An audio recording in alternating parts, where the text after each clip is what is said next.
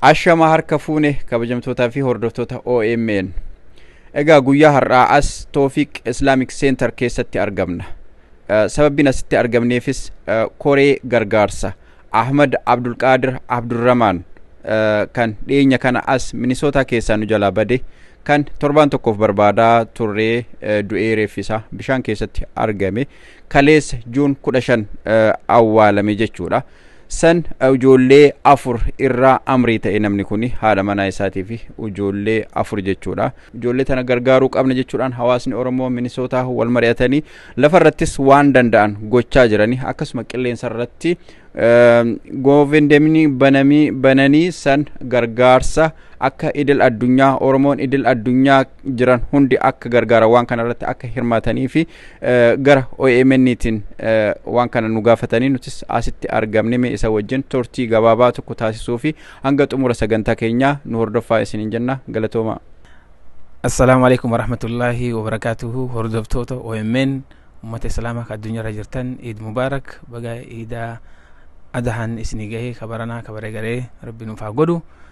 Inshallah akkuma jirtan dhaamsa gabaabaa tokko qabna. Dhaamsi sunillee dhaamsa obboleessa keenya Obbo Ayyub isaantu nu bira jira isaantu mee bal'inaan dhaamsa keenya kana isinii ibsa karaa isaaniitiin isin dabarsa. Bismillah salatu wassalamu ala rasulullah sallallahu alaihi wasallam. Kabajamoo hawaasa keenya hawaasa idil addunyaa irra jirtan hundaaf waalama gammachuudhaa fi naasuu keessa turre. Gammachuun guyyaa hadhaa iida keessa oolle baga isiniin gahe ummata islaamaa addunyaa irra jiruu fi baga gammaddan isiniin jenna waggaa irraa waggaatti. Gaddi ammoo keessa jirru obboleessa keenya qaalii nu keessatti shabaaba lafaa dhufu ilmaan afur nurra dhiisee addunyaa tana irraa deeme. Tasuma harkaa dhabne dhibee isaa rakkinna isaa osoo hin argin alhamdulillah namuu bakka deemu kana ni mageenna. Akhirama ammoo tasa gartee isa dhabuu kana nu muddamsiisee nu rifachiisee hawaasni addunyaa irra jiru marti nu kan gaafachaa turtan awwaalcha isaa guyyaa kaleessaa geeffannee mana isaa ka dhugaatiin geennee jirra. As deebinee hawaasni magaalaa Lakuu keessa jiru Minnesota keessatti wal mari'atee ijoollee yataamaa kana maal goona ka jedhu isa san irratti ilmaan kanaa fi gaaddisa wayii uumuu qabna jennee mana yookaan ijoolleen kun keessa guddatan hamilee ijoollee kanaa bira dhaabanna jennee yaada san godhannee gargaarsa ummanni keenya nu bira dhaabatee jira. Kanaaf isinis warri gartanii idil addunyaa irra jirtan Kanaadaa keessa jirtan Yuroopi jirtan Ameerikaa keessa jirtan guutuun namni sagalee keenya kanaa fi fuzuuraa keenya kana agartan akka ilmaan yataamaa tana ilmoon teessa yataamaa hin ta'ini akka nu bira dhaabattan akka ilmaan tana gargaarree allisti manuma kana hadha abbaan ijoollee tana mataa isii qaqqabee guddifatu ijoollee tana kataka qaraasifatu irra hin jiru. Rabbi abbaa itti nu godhee isin marti keessanuu waan kana dhageettanii gargaarsa GoFundMe jedhamee OMN'n akka nuuf kunoo voluntarii ta'ee nu bira dhaabatee rabbi jazaa isaanii haa deebi'u tana keessaaniif illee galata galchaatiin akka ilmaan tana gartanii bakka goonuuf dhaamsa kiyya dhaamsa koree gartanii waan kanaaf dhaabate irraayyee inshallah rabbiin nu haa gargaaru. Warra ijoollee tanatti gaaddisa godhuuf rabbi nu haa godhu. Ilmoon teenna gartanii gaaddisa hin dhabini ilmoon teenna cufti gartanii hin rakkatini abbaa hin dhabini haadha hin dhabini ulfaadhaa isiniin jedha. Asuma irrattiin gabaabsaa obboleessa kee kabajamaa obbo Amaanuun namaddi jiranii isaaniif hin dabarsa.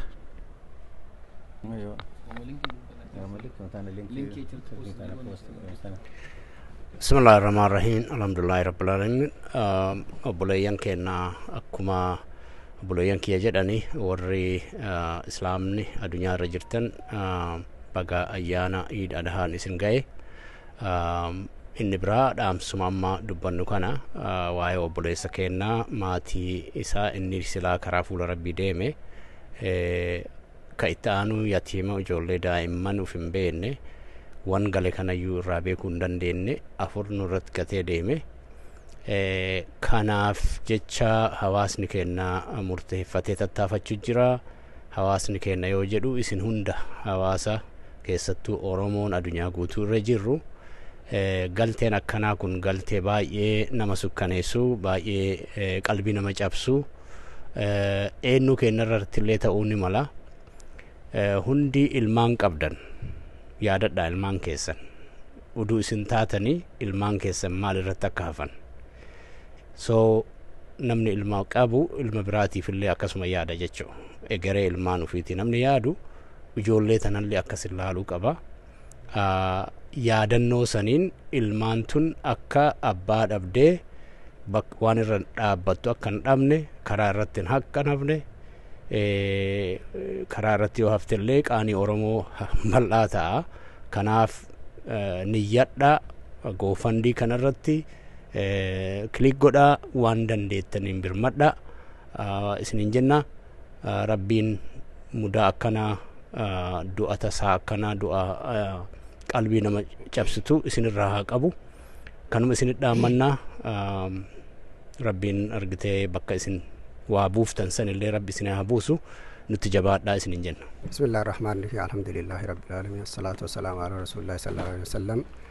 Islam addunyaa kanarra jiru furra sagalee tana dhaga'uu fi Eidul Mubaarak isinin jedha akkuma obboleeyyan keenya jedhanii obboleessi keenya Ahmad Sheikh Abdul Qadir Abdurrahman argitanii waan hin beekamneeni guyyaa 8 dhabamee achi booda janaaza isaa du'aa bishaan keessaa arganne kanaafuu ilmaan afur nurra dhiisee obboleeyyan kiyya waan jedhanii an baay'ee keessan deemu ilmaan isaan nurratti dhiise kana odoo har'a namni martuu akka itti uflaaltani odoo an har'a Ahmadiin ta'ee ilmaan tiyyana duubatti haftee eenyutti hafti waan jedhu haa fudhannu kanaafi ilmaan tana namni kun ilmaan tana hin guddifadhaa diin barsiifadhee biyya geessee azalli rabbi waan ta'eenu isa dhaqqabee ilmaan dheengadda torban darbe tikeetti binnee fi asit deebifne ammaayyuu bakka yaada isaa san hanqattee jirti kanaaf nurratti dhiisee itti gaafatamni keenna ilmaan kana guddisuu qabna gaaddisa goonaaf jennee hawaasni as jiru irratti tattaafachuu jira mana bituufiif deemna hawaasni as jiru baay'ee hirmaatee jira abdiin hawaasa addunyaa kana argu hawaasa islaamaa ka Ameerikaa jiru Kanadaa Yuroop biyya Arabaa Afrikaa keessallee namni rabbii mijjeesseef warri sagalee kana dhageettan warri viidiyoo kan agartan akka keessaniitti ilaalaa ilmaan tiyyoo tiyya taate yatiimumatti yoo hafte maal taati yoo jenneetiin ilaalle nu martuu ilmaan teennaaf kaayoo qabna karoora qabna akkatti guddifannu akkasitti haa yaannu argitanii Ahmad laafinnaaf ilmaan tanarra hin duune nu jabeennaaf hin hafne kana haa laallu waan rabbiin isinii kenne bakka goofandimii jettu kana rakkillee gootaniitiin akka qarqaartan ilmaan kana bira dhaabattan rasuulli namni yatiima guddise sallallahu alaihi wasallam anaafin walqixa jedhanii quba ofii akkana godhanii sadarkaa isa waan qabduuf ammallee nama rabbiin yatiima qarqaaree rabbiin wakiila isaaf ta'a waan kennaniif illee rabbiin bakka buusaa fi kanaaf rabbi waan isin kennitan illee bakka isin haa buusu Eidul Mubaarak ammallee kanaafuu hirmaadhaa qarqaaraa rabbi isin bira haa jiraatu wassalaamu alaikum warahmatullahi wabarakaatu. بسم الله الرحمن الرحيم الحمد لله رب العالمين الصلاة والسلام على رسول الله صلى الله عليه وعلى آله وصحبه وسلم حواسي كينا الدنيا رتك أرقمتن كراو يمينيتين كانوا لولا جرتن بك جرتنيتين جيني ربي قداسين هلقبو السلام عليكم ورحمة الله وبركاته سنين جنة كل عام وأنتم بخير أسعد الله أوقاتكم بكل خير ربيني يروتي سن يرو بركة ربيني سني هاقولو وقا قوتو وقا بركة إذا كان إذا ألفنا إذا قدنا إذا جبينا إذا خيري قردون كيست ولتنو قبم تربينو هاقولو سنين جيتشا قام برآتين أكما أغرتي أرغتان كانتي ومني كينا ومني من السوطة كيس جيران تربان كان كيست ركو قدا كيست أرغماني أسواسين قمتشون جرتو أسين ناسون نسني جرتي سنة ربي كانت ديمتي كلام كانان أغرتي ومني اللي غلطهم فتاة ومني أغرتي قبصو قدا قدا كاتوري حواس أوروم موتيف حتى لين برات أرغمي ركوتنا نور حواس برانغو فغلطهم جنا تيمنين ومني الرجلون اللي مرتكي سنو غلطهما akkasuma ummanni keenya agartee torban taree kana jeeqamaa akka turan sababa obboleessi keenya Ahmad Sheikh Abdul Qadir dhabamuutiin yaaddoo guddaa keessa galanii turanii yaaddoon sunis deemee gara dhumaatitti dhufee namni sun agartee duniyaa tanarraa deemuun isaa eega mirkanaa'ee guyyaa kaleessaa geggeessinee mana isaatiin geennee turre akkasuma ammoo hawaasni kun gadda kan agartee cadhisee hin teenne namni kun dabree nama agartee qeerroo nama dardara nama agartee waan cufaaf tolu ka abdii hawaasni irraa qabu ka maatiin isaa hawwii irraa qabu ka ilmaan isaallee hawwii irraa qabdu wanni sun marti argitee kararraa mayxee jirti waan rabbi kaayee bira namni hin dabru ammaaf agartee hawaasni keenna gargaarsa yatiimman inni nurratti dhiisee biraa deeme tana maal goona waan jedhu irratti xiyyeeffatee haala danda'amuun haala agartee akkaataa hawaasni keenya gargaarsa godhuun damee adda addaa irratti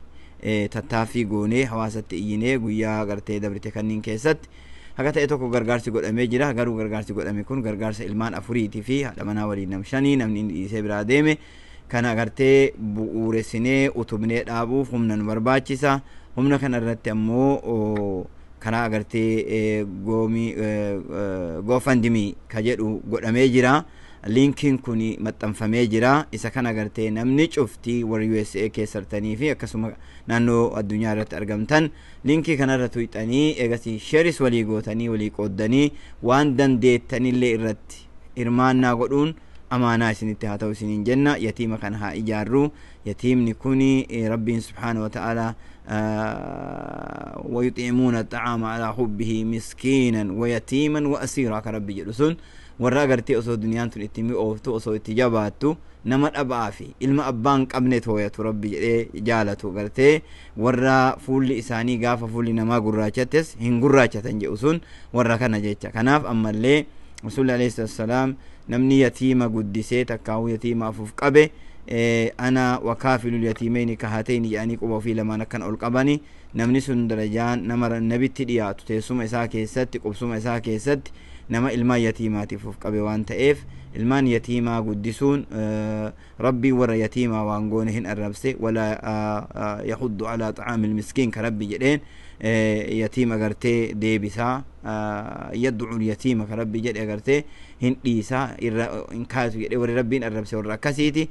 Kanaaf hawaasni keenya hawaasa agartee eebii akkasii qabu miti. Hawaasa rahmata qabu, hawaasa nama jiruufillee gargaaree nama du'ellee gargaaree ka mana dhabe mana itti godhee ka mala dhabe mala itti godhee rakkataa ka dhukkubsate yaalee ka du'e awwaalee ummata agartee jazaa rabbi biraaf nama biraallee qabu waan ta'eef jecha kanas akkasumatti agartee akka isin gargaarsa nuu gootan isin gaafanna. Ulfaadhaa galatoomaa isiniin jenna. Rabbiin subhaanahu wa ta'ala maatii kanas sabbarsiisee maatii biyyaas maatii agartee abbaa haadha fira isaanii cufa isaanii sabrii agartee bareedduu sabrii imaana qabdu rabbiin isinii haa kennu. Nama isa caalu rabbiin bakka isinii haa buusu jennee du'aayii kadhannaafi rabbiin subhaan kulliin nama caariyaa agartee rabbiin ergisa nama kenna eegasii namarraa fudhata wanni ergisaa namarraa deebiti. Numartinuu duniyaa tana keessatti namni zalaalamii taa'u hin jiru. kanuma isiniin jenna galatooma walfaadha rabbiin barakaa isinii haa godhu wajazaakumullahu khairan wa sallallahu ala sayidina muhammadin wa ala alihi wa ashabihi wasallam.